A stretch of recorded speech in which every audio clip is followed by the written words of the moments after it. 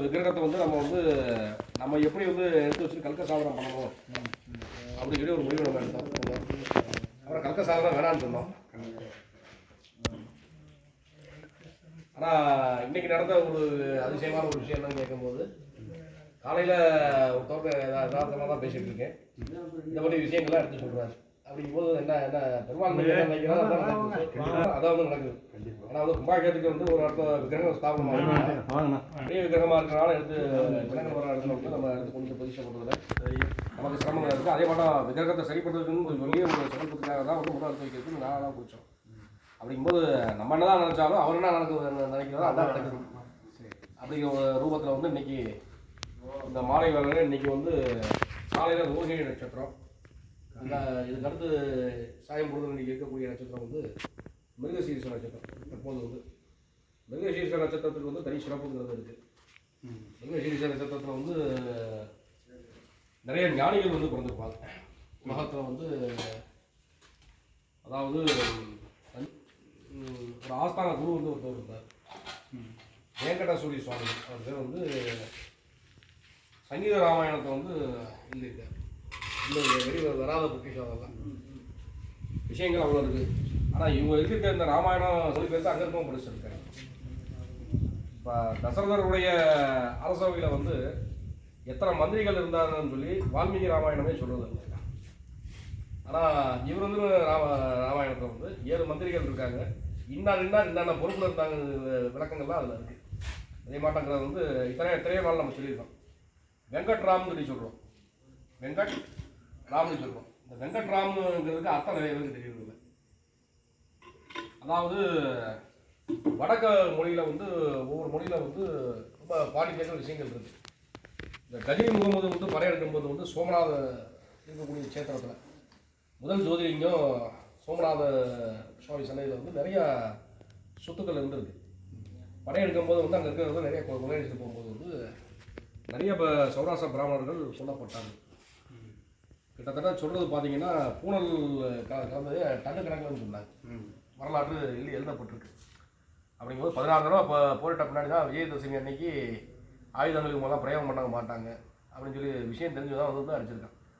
அப்படிங்கும்போது அவங்களுடைய பாண்டித்ய பாஷையில் இன்றைக்கி நிறைய பேர் அவங்கள்ட்ட கேட்டாலே இந்த சொல்லுக்கு என்ன அர்த்தம்னு தெரியாது. ஆனால் பழைய இவர் எழுதியிருக்கிற விஷயத்தில் அவங்க இருக்குது. எடுத்து பார்க்கும்போது வங்கட்டுங்கிறதுக்கு அர்த்தம் என்னன்னா வில்லு. வடமொழியில் அந்த இருக்கக்கூடிய சௌராஷ்டிரா பாண்டித்ய பாஷையில் வங்கட்டுன்னு சொல்லி வர்றது பேர் வில்லு. ராம் அப்படிங்கிறது இன்னைக்கு எப்படி நம்ம அருணாச்சல பெருமாள் அஞ்சல பெருமாள் ஆனாலோ வங்கட்ராம்ங்கிற சொல்கிற சொல்லுதான் இன்னைக்கு வெங்கட்ராம் ஆயிடுச்சு. பிள்ளை ஏந்திய ராமன்கிற அவர் எழுதின வார்த்தை தான். இதை ஒரு தடவை மெட்ராஸ் நூல் மார்க்கெட்டு போயிருக்கும்போது நூல் மார்க்கெட்டு போயிருக்கும்போது பழைய புக்கு இந்த மாதிரி மலையாளத்தில் தான் கிடக்குது. மலையாளம் தெரிஞ்ச லெட்டர்ஸ் ஒருத்தர் வாங்கி அதில் இருக்கிறதெல்லாம் படித்து காமிச்சார். எல்லாம் உங்கள் ஆளுங்க தான், அதெல்லாம் உங்கள் ஆளுங்க படிக்கிறதுல ஏன் கொண்டு போய் படிக்கிறான் பாருங்க அப்படின்னு சொல்லி எடுத்து காமிச்சார். அப்படி அதில் படிக்கும்போது தான் இத்தனை விஷயங்கள் தெரிஞ்சது. அப்படிங்கும்போது இந்த மாட்டம் விஷயங்கள் நிறைய எழுதக்கூடிய மகான்கள் எல்லாம் பார்க்கும்போது மிருகசீரிஷத்தில் தான் திருவாதிரை இந்த ஒட்டி இருக்கக்கூடிய நட்சத்திரங்கள்ல தான் பிறப்புங்கிறது. ஏன்னா செவ்வாயுடைய ஆதிக்கம். அந்த மிருகசீரத்துக்கு அடுத்த திரிகோண நட்சத்திரம் வரக்கூடிய நட்சத்திரம் தான் நம்மளுடைய பெருமாள் சித்திரை நட்சத்திரம். மிருகசீரிஷம் சித்திரையை விட்டு அந்த திரிகோண நட்சத்திரத்தினுடைய அமைப்பில் தான் நாளைக்கு பிரதிஷ்டை ஆக போகிறார். அனுஜன்ம திருஜன்ம நட்சத்திரத்தில் அது அவராக தெரிகிறது ஒரு அமைப்பு இருந்தது இன்னைக்கு. அப்படிங்கும்போது முதல் விஸ்வச்சேர ஆராதனம். அதாவது ஸ்ரீ வைஷ்ணவத்துக்கு இங்கே பிள்ளையார் கிடையாது, விஸ்வச்சேரர் எப்படி இருப்பார்னா கையில் சங்கு சக்கரம் அஷ்டகால் போட்டு அபயவரதமாக 2 கை வச்சுட்டு இந்த பெருமாள் கோயிலில் பார்க்கலாம். தனி விஸ்வச்சேனர் சன்னதின்னு இருப்பார். இந்த விஸ்வச்சேனர் தான் என்ன பண்ணுவாருங்கும்போது சகல சாஸ்திரங்களை ஒருத்தவங்க கற்றுக்கிறதுக்கு அருள் புரிவார். பெருமாள் இன்னைக்கு பிரம்ம உற்சவம் வெளியே கிளம்புறாருன்னா அந்த வீதியெல்லாம் முதல் போய் பார்த்துட்டு வருவது யாருன்னா இவர் தான் போவார் வெளியே. ஸ்ரீரங்கத்து பெருமாள் வெளியே உற்சவம் வர்றாருன்னா முதல் நாள் பிறப்பாரு விஸ்வச்சேனர். விஸ்வச்சேனருக்கு வெளியே போயிட்டு வந்துட்டு அடுத்து சக்கரத்தாழ்வார் கிளம்புவார். இவங்க 2 பேர் போயிட்டு உத்தரவு வந்த அப்படின்னா அடுத்து பெருமாளே வீதிக்கு கிளம்புவார். அப்படிங்கும்போது அதே மாதிரி தான் விஸ்வச்சேர ஆராதனம் முதல். அடுத்த புண்ணியாவாசனம், வீட்டில் புண்ணியாவாசனம் பண்ணுறது வர்ண வழிபாடு. ஆனால் இங்கே புண்ணியாவாசனம் பண்ணுறது சுதர்சனம். அதுக்கு உண்டான ஜபங்கள் தான் இது வரைக்கும் ஜபிச்சோம். சுதர்சனர் ஆவாகனம் பண்ணோம்.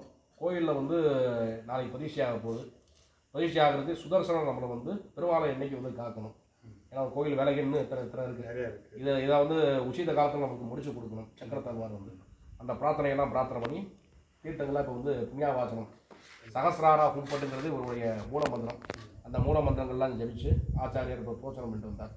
இதுக்கடுத்து வந்து வாஸ்து சாந்தி திலா பாப ஹரே நித்தியம் விஷ்ணு தேக சமத்பவம் அப்படிங்கிறது வேதத்தில் வருது. வாஸ்து புருஷரை வந்து சாதாரண கோலமாகவும் வரையலாம். ஆனால் திலா பாப ஹரே நித்தியம் அப்படிங்கிறது திலம்ங்கிறது வந்து எள்ளு. இந்த பெருமாளுடைய வேர்வையிலிருந்து வந்த தானியம் எள்ளு. இந்த எள்ளு வந்து இந்த கோயில் நம்ம கட்டுறதுக்கு சில தெரிஞ்சோ தெரியாமலோ சின்ன சின்ன பாவங்கள் சின்ன சின்ன பூச்சிகளோ நிறைய வந்து செத்துருக்கலாம். அதெல்லாம் தொலைஞ்சாதான் வந்து இங்கே வந்து பெருமாள் வந்து குடியிருக்கிறதுக்கு ஏற்ற இடங்கள் வந்து இவர் தான் ஏற்படுத்தி கொடுக்கணும். அதனால் வந்து வாஸ்து புருஷன் சைவத்தில் வரக்கூடிய வாஸ்து பகவான் 64 கட்டம் போட்டு அதுக்கு உண்டான தேவதைகள்ங்கிறது இருக்குது. ஆனால் வைணவத்தில் இருக்கும்போது வந்து வாஸ்து புருஷன் ஒரு கையில் கலப்பை ஒரு கையில் அம்பு. இவர் படுத்திருக்கிறது எப்பயுமே வாஸ்து பகவான் குறிப்பிட்ட நாள் குறிப்பிட்ட நாளிகை தான் இருக்கிறார். அதோமுகமாக தான் இருப்பார். அதோமுகம் தான் பூமியை பார்த்து தான் முகத்தில் இருப்பார். அந்த லட்சணத்தில் இருப்பார். ஒவ்வொரு 2 மாதம் ஒவ்வொரு பக்கம் சிரசு. இந்த 2 பங்குனி மாதம் இப்போ சித்திரை மாதம் வைகாசி மாதம் கும்பாபிஷேகம் பண்ணுற வரைக்கும் சிரசு வந்து இதே லட்சணத்தில் தான் வந்து வரும். அடுத்த மாதம் நம்ம அடுத்த ஆடி மாதம் ஆவணி மாதம் தான் பண்ணும்போது இவருடைய சிரசு இந்த பக்கம் போயிடும். அந்தந்த மாதம் வந்து எப்படி பூஜை பண்ணுறோமோ அந்த மாட்டம் தான் இந்த பின்பத்தை வரையணும். அதுக்கு மேலே ஆவாகனம் பண்ணுறதுக்கு 10 தர்மைகள் போட்டு பூச்சம் இந்த லட்சணத்தில் இவர் வந்து ஆவாகனம் பண்ணணும். வச்சிருக்க கலசம் வந்து சேத்திர பாலகர். ஏன்னா வந்து துர்தேவதைக்கு அதிபதியாக இருக்கக்கூடிய சேத்திர பாலகர். அவருக்கு உண்டான ஆவாகனம் பண்ணி அவருக்கு உண்டான உபச்சாரங்கள்லாம் பண்ணி இந்த சேத்திர பாலகர் அவர்களுடைய பலிகள்லாம் பெற்றுட்டு வந்து இங்கேருந்து அவங்களுடைய இடத்துக்கெல்லாம் போயிடணும். அப்படிங்கிறதுக்காக அந்த பூசணிக்காயெல்லாம் பலி கொடுக்கக்கூடிய நிகழ்ச்சிங்கிறது இன்றைக்கி பண்ணுறோம். இன்றைக்கி நம்ம என்ன தான் இருந்தாலும் பண்ணாலும் சில பிரதிஷ்டை மட்டும்தான், சிலைக்கு உயிர் ஊற்றுறது இல்லை. இன்றைக்கி வந்து சிலை எடுத்து வைக்கிறதுக்கு உண்டானது மட்டும்தான் பண்ணுறோம். ஏன்னா வந்து இன்னும் கோயிலில் எத்தனை வேலைகள் இருக்குது. இது வந்து மூலஸ்தானத்துக்கு உண்டான வேலைகள் மட்டும்தான். முழு கோயிலுக்கு உண்டான வேலையை நம்ம பண்ணுறதில்லை. முழு கோயிலுக்கான உண்டான வேலையை நம்ம பண்ணணும்னா கம்பத்துக்கு முன்னாடி தான் வாஸ்து சாந்தி வரும். அப்படிங்கிறதுனால வந்து இன்றைக்கி நம்ம சிலை எடுத்து வைக்கிறதுக்கு உண்டான வேலைகள் மட்டும் எடுத்து பண்ணிவிட்டு நாளைக்கு சிலை எடுத்து வைக்கிறதுக்கு அந்த கர்ப்பகிரக மண்டப சாந்திங்கிற சில மந்திரங்கள் ஜபங்கள்லாம் வந்து இருக்குது.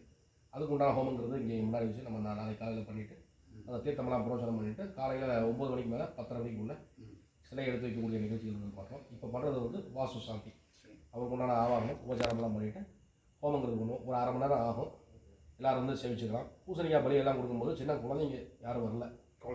ஆமாம், குழந்தைங்க வந்தால் தான் பிரச்சனை. அதனால் வந்து ஒன்றும் பிரச்சனை இல்லை. பூசணிக்காய் பலியெல்லாம் கொடுத்து 2 பக்கம் பலியெல்லாம் முடிச்சு பாடி இங்கே கோயிலுக்கு உள்ளே இருக்கவங்க கை காலெல்லாம் ஸ்நானம் பண்ணிவிட்டு அப்புறம் தான் வந்து அவங்க வீட்டுக்கு போகிறதா இருந்தால் போகணும். இல்லை இங்கே ஹால் போட்டுக்கும் பண்ணலாம்.